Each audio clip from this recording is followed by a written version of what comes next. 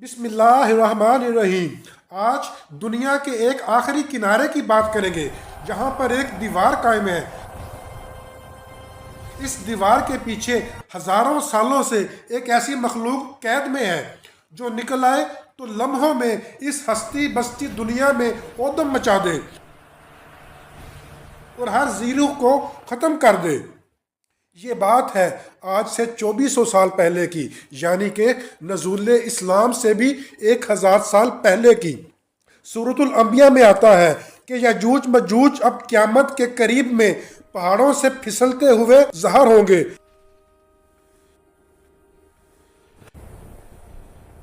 اللہ پاک بتاتا ہے یہاں تک کہ یاجوج ماجوج کو کھول دیا جائے گا اور یہ پہاڑوں سے پھسلتے ہوئے ظاہر ہوں گے۔ لیکن سوال یہ ہے کہ کون ہے یہ یاجوج اور ماجوج، وہ کہاں پر قید ہیں، اور جب وہ نکلیں گے کیا دنیا ویسی ہی رہے گی جیسی کہ آج ہے؟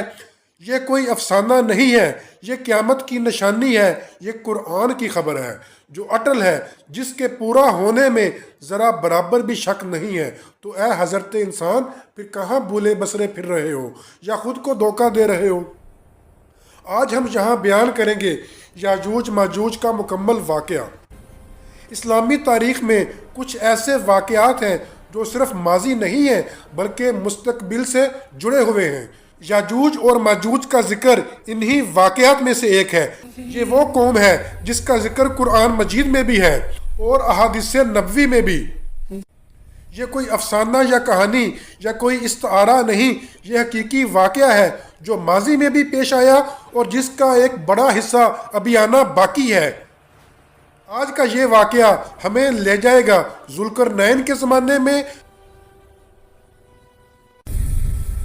Do not fear anyone. پھر احادیث نبوی میں، اور آخر کار قیامت کے قریب کے ہولناک مناظر تک۔ سورۃ الکہف وہ سورت جس میں 3 بڑے واقعات کا ذکر ہے، اصحاب کہف کا، موسیٰ اور خضر کا، اور حضرت ذوالقرنین کا۔ حضرت ذوالقرنین ایک عادل اور طاقتور اور اللہ کا بندہ۔ قرآن بتاتا ہے کہ اللہ نے اسے زمین میں اقتدار دیا اور اسے ہر چیز کے اسباب عطا کیے۔ ان کی قوم بہت خوشحال تھی، مال و اسباب کی نعمتوں سے مالا مال۔ وہ مشرق کی طرف گئے، مغرب کی طرف گئے، ساری دنیا کا سفر کیا، اور پھر وہ شمال میں پہنچے ایک ایسی جگہ جو 2 فلک بوس پہاڑوں کے درمیان تھی، جہاں کے لوگ سہمے ہوئے تھے۔ ڈر اور پریشانی ان کے چہروں سے عیاں تھی، دہشت ان کی آنکھوں سے نمایاں تھی۔ بچے، بوڑھے، جوان اور خواتین سب ہی سہمے ہوئے تھے۔ ان کی زبان مختلف تھی، ذوالقرنین کے آدمی ان کی بات نہیں سمجھ رہے تھے۔ پھر انہوں نے اشارہ کیا ان 2 پہاڑوں کی طرف جہاں 2 پہاڑوں کے درمیان ایک تنگ راستہ تھا۔ انہوں نے اشاروں کنایوں میں سمجھانے کی کوشش کی کہ ایک مفوق الفطرت قوم اس راستے سے ہماری بستی میں داخل ہوتی ہے، لوٹ مار کرتی ہے، خون بہاتی ہے، وہ قتل و غارت کرتے ہیں۔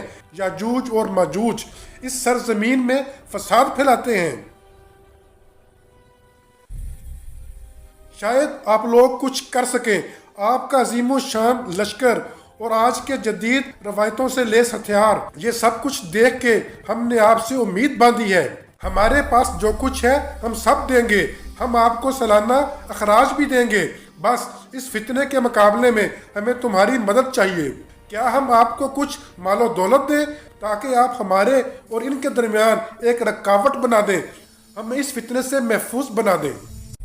حضرت ذوالقرنین نے مال لینے سے انکار کر دیا اور عاجزی سے فرمایا کہ میرے اللہ نے مجھے بہت زیادہ عطا کیا ہے۔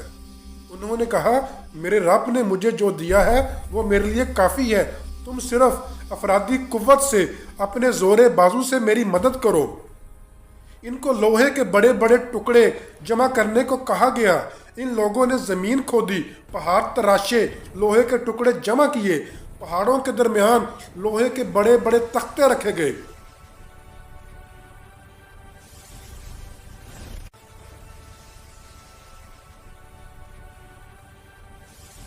ان کو اوپر نیچے ایک ترتیب سے رکھا گیا، ایک مضبوط دیوار بنانے کے لیے جس پر یہ فساد پھیلانے والی قوم چڑھ نہ سکے۔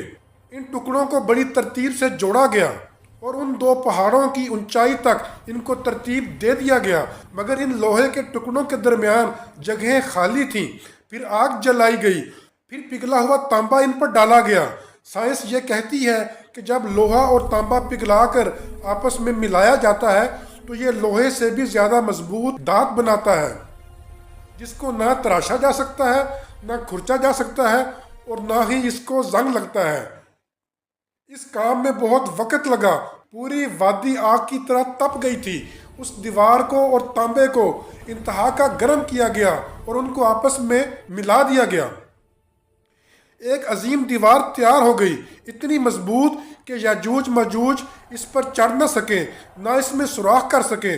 حضرت ذوالقرنین نے عاجزی سے فرمایا، یہ میرے رب کی رحمت ہے، اور بتایا کہ جب میرے رب کا وعدہ آئے گا تو وہ اس دیوار کو زمین بوس کر دے گا۔ یہاں ایک اشارہ تھا کہ یہ دیوار ہمیشہ کے لیے نہیں ہے۔ صدیاں گزرتی ہیں، زمانہ بدلتا ہے، اور مکہ میں ایک نبی مبعوث ہوتے ہیں، محمد صلی اللہ علیہ وآلہ وسلم۔ آپ صرف ماضی کی نہیں، مستقبل کی بھی خبر دیتے ہیں۔ ایک دن آپ گھبراہٹ کے عالم میں بیدار ہوتے ہیں اور فرماتے ہیں، عربوں کے لیے ہلاکت ہے، ایک شر قریب آ چکا ہے۔ آج میرے اللہ نے مجھے دکھایا ہے کہ آج یاجوج اور ماجوج کی دیوار میں اتنا سوراخ ہو گیا ہے، اور اپنے دست مبارک سے ایک چھوٹا سا دائرہ بنایا۔ یہ حدیث صحیح بخاری اور صحیح مسلم میں موجود ہے۔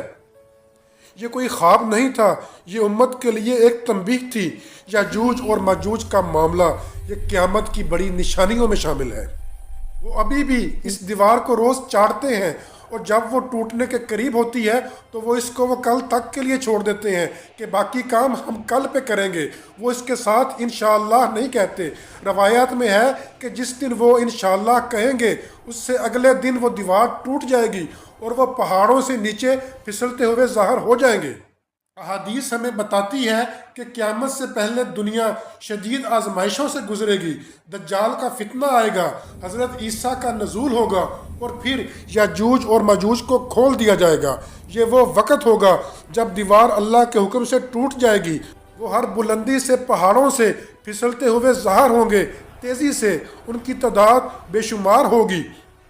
حدیث میں آتا ہے کہ وہ دریا کے دریا پی جائیں گے، پانی خشک کر دیں گے، لوگ پہاڑوں میں پناہ لیں گے۔ حضرت عیسیٰ اور مومنین کوہ طور پر محصور ہو جائیں گے۔ یہ انسانی طاقت سے باہر ہوگا۔ وہ اس پوری دنیا میں تباہی مچا دیں گے، لوگوں کو قتل کریں گے، اور پھر تکبر میں آ کے اپنے تیروں کو اوپر کی طرف پھینکیں گے کہ ہم نے زمینی مخلوق تو مار دی ہے، اب ہم نعوذ باللہ آسمانی مخلوق کا خاتمہ کریں گے۔ اللہ کے حکم سے وہ تیر خون آلود ہو کر نیچے آئیں گے، جس پر وہ کہکہے لگائیں گے اور بڑی خوشی منائیں گے۔ یہاں سے ان کا زوال ہوگا، اس تکبر سے ان کی زوال کی شروعات ہوگی۔ حضرت عیسیٰ علیہ السلام اللہ سے دعا کریں گے، روتے ہوئے عاجزی سے اللہ سے مدد مانگیں گے، اے اللہ ہم بے بس ہیں، بس تو ہی اس فتنے کے مقابلے میں ہماری مدد فرما۔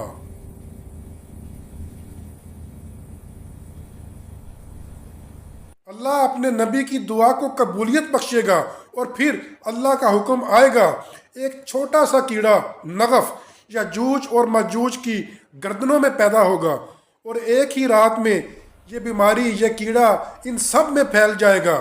وہ تکلیف سے کراہیں گے، وہ گرتے پڑیں گے، وہ سب ایک ایک کر کے ہلاک ہو جائیں گے۔ اللہ اس چھوٹے سے کیڑے کی بدولت اس فتنے کو، اس تکبر کو تباہ کر دے گا۔ بے شک اللہ ہر چیز پر قادر ہے۔ زمین ان کی لاشوں سے بھر جائے گی، بدبو ہر طرف پھیل جائے گی۔ پھر اللہ اپنے پرندے بھیجے گا جو ان کی لاشوں کو اٹھا کر دور پھینک دیں گے۔ وہ ان کی لاشوں کی صفائی کا کام اپنے پرندوں سے لے گا جو ان کی لاشوں کو اٹھا کر دور پھینک دیں گے، اور پھر اللہ کے حکم سے بارش نازل ہوگی جو ان لاشوں کو، گندگی کو بہا کر لے جائے گی، زمین پاک ہو جائے گی۔ یہ اللہ کی قدرت ہے، وہ اپنی نشانیاں دکھاتا ہے تاکہ عقل والے لوگ عبرت پکڑیں اور سبق حاصل کریں۔ کرونا یا کووڈ-19 تو ہم سب کو یاد ہوگا کہ کیسے دنوں میں شہروں کے شہر لاک ڈاؤن میں چلے گئے تھے۔ برسوں سے آباد شہروں میں خاموشی و سناٹے کی حکمرانی ہو گئی تھی، होटल्स, सिनेमाज, कारोबारी मराकज, शॉपिंग सेंटर्स, खेल के मैदान सब वीरान थे। ये तो अभी कल की बात है।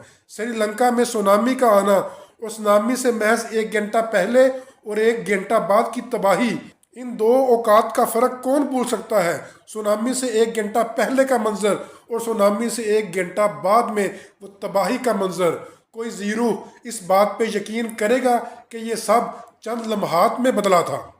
8 अक्टूबर 2005 का पाकिस्तान में ज़लज़ला, कुछ लम्हात पहले और बाद के मनाजर, इनमें कितना फ़र्क था। याजूज और माजूज का वाक़या हमें ये सिखाता है कि ताकत, तादाद और टेक्नोलॉजी अल्लाह के सामने कुछ नहीं है। ये हमें याद दिलाता है कि क़यामत बरहक है, कि क़यामत सच है, उसने आना है।